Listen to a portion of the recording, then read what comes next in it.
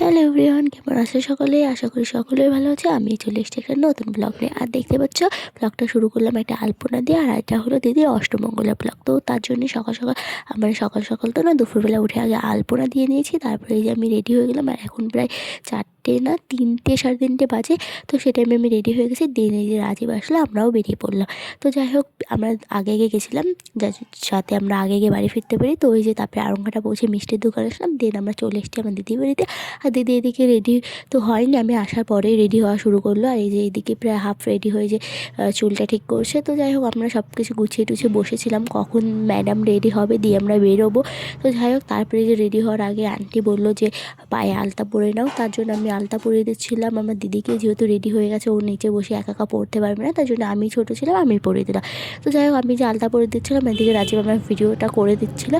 তো যাই হোক, এদিকে দাদাও বসেছিলো, রাজীবও বসেছিলো। সবাই মিলে বিরক্ত ধরে গেছিলো যে কখন আমার দিদি রেডি হবে, দেন আমরা যাব। যেহেতু রেডি হতে অনেকটা সময় নেয়। আর আমি আগের থেকে বাড়ির থেকে বলে এসেছিলাম যে তুই রেডি হয়ে নে, তারপরে আমি বেরাবো। বলকে হ্যাঁ হ্যাঁ রেডি হয়ে গেছি, হয়ে যাবে। তো দেন আমি এসে দেখলাম কি একটু রেডি হয়নি। আমি খাওয়া দাওয়া করলাম, তা আমার দিদি রেডি হতে পারেনি। তারপরে তো যেহেতু অষ্টমঙ্গলা, তার জন্য বেরোনোর আগে এই যে ছিল ওদের বাড়ি যে বরণ করে তারপরে বেরোতে হবে। তার জন্য এই যে ওরা রেডি হয়ে নিচে এসে এই যে বরণ শুরু করলো আন্টি। আর এটা হলো দাদার মা, মানে আমাদের আন্টি। তো যাই হোক, ফার্স্টে আন্টি বরণটা করেছিল, তারপরে একে একে পরিবারের সবাই বরণ করেছিল। তো যাই হোক, যেহেতু শাড়ি পরে অসুবিধা হবে বসতে, ওই জন্য আন্টি বলেছিল দাঁড়িয়েই থাকো, দাঁড়িয়ে করে নি না, বসতে অসুবিধা হবে শাড়ি পরে তোমার। তার জন্য দাঁড়িয়ে বরণ করেছিল।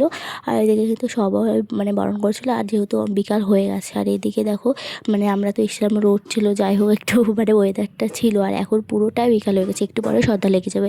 তো বেরোতে অনেকটা লেট হয়ে গেছে। আর যার পথে এই যে দিদি ঘাট থেকে বৃষ্টি দিয়ে দিয়েছিলো, আমরা তার জন্য দাঁড়ালাম। আর যেহেতু সন্ধ্যা হয়েছে, ওদের আগে বাড়ি যেতে হবে। তারপরে যে রাজীবদের বাড়ি পড়ে। তো যাই হোক, আবার শাশুড়িমা বলেছিল ওদের দেখবে, তার জন্য ওদের বাড়ির সামনে দাঁড়িয়েছিলাম। যেহেতু সন্ধ্যা লেগে যাবে, ওর জন্য যাওয়া যাবে না, আর বাড়ির ভেতর বসা যাবে না, বসার টাইপটা নেই। তার জন্য উনি রাস্তায় বৃষ্টি জল দিয়ে দাঁড়িয়েছিল। আর তারপরে এই যে দেখা করে আমরা এখান থেকে বেরিয়ে গেলাম। আর দেরি যে আমরা বাড়ি চলে এসেছি। আর এই যে বাড়ি আসতে আসতে দেখতেই তো পারলে সন্ধ্যা হয়ে গেছে। আর আমি তো ভ্লগে আগেই বললাম সন্ধ্যা হয়ে যাবে একটু পরে। তো দেখো সেরকমই সেই মতেই সন্ধ্যা হয়ে গেছে, আমরা তারপরে বাড়িতে ফিরেছি। তো কী আর করা যাবে, সবটা হয়েছে আমার দিদির জন্য, কারণ কি উনি রেডি হতে এতটা সময় লাগিয়েছে, কী আর বলবো। না হলেও 2 ঘন্টা ওদের বাড়ি যে আমি বসে রয়েছি, ও রেডি হতে পারেনি। তো কী আর করা যাবে, আমার দিদির ব্লগটা দেখলে আমাকে ফোন করে বলবে তুই কী আমার নামে দড়ি দিয়েছিস। তো যাই হোক, এই যে তারপরে আমরা সন্ধ্যা হয়ে গেছে। আর এখন আমরা একটু আগে বাড়িতে আসলাম। দেন ফার্স্টে মা আশীর্বাদ করে নিল।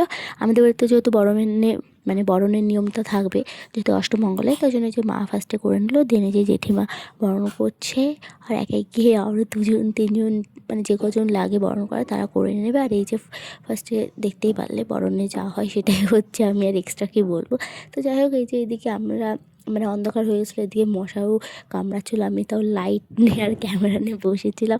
তো যাই হোক, সেটা আর কী যে বলবো, কী বলছিলাম আর হাসছিলাম। আর ওইদিকে বৌদি ছিল, বৌদি দিদিকে টোন মেরেই যাচ্ছিলো।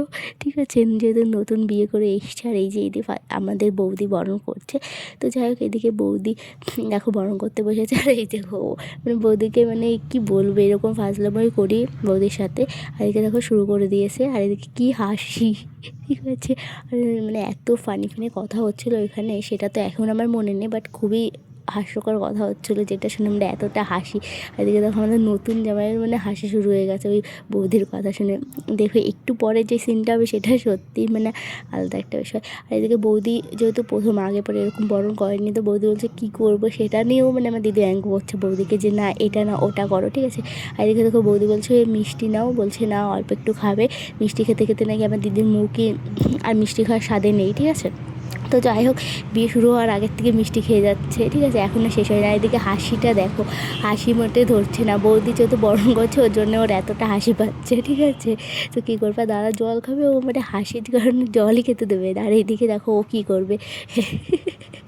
তো যাই হোক, খুবই মজা হয়েছিল। আর এদিকে বৌদি তাপের তাপ প্রদীপের তাপ নিয়ে ওদের আশীর্বাদ করে দিল। দেন এই যে আমরা সন্ধ্যার পরে রাতে রান্না করছিল মা এদিকে, আর এদিকে একটা জেঠি এসেছিলো। তো আমরা সবাই মিলে গল্প করছি। আর দিদি এদিকে দেখাচ্ছিলো গিফট, যে ওকে দাদা দিয়েছে কী গিফট। দেন এই যে পরের দিন সকালবেলা মানে সেদিন রাতে আর আমার কোনো ভিডিও করা হয়নি। তারপরে যে পরের দিন সকালবেলা ঘুম থেকে উঠে আমি বসে রয়েছি, আর আবার পরের দিন সকালবেলা খুবই শরীর খারাপ ছিল, মানে জ্বর চলে এসেছিলো। তো যাই হোক, কী আর করা যাবে। দেন আমি চেঞ্জ তো করিনি, ওটা মানে একটু কোনো রকম ফ্রেশ হয়ে এই যে বাইরে বসেছি রোদে, আর আপনাদের দেখে রোদে বসে বসে গল্প করছিলাম। তো ব্লগটা কেমন লাগলো অবশ্যই জানাবে। দেখা হবে নেক্সট কোনো ব্লগে।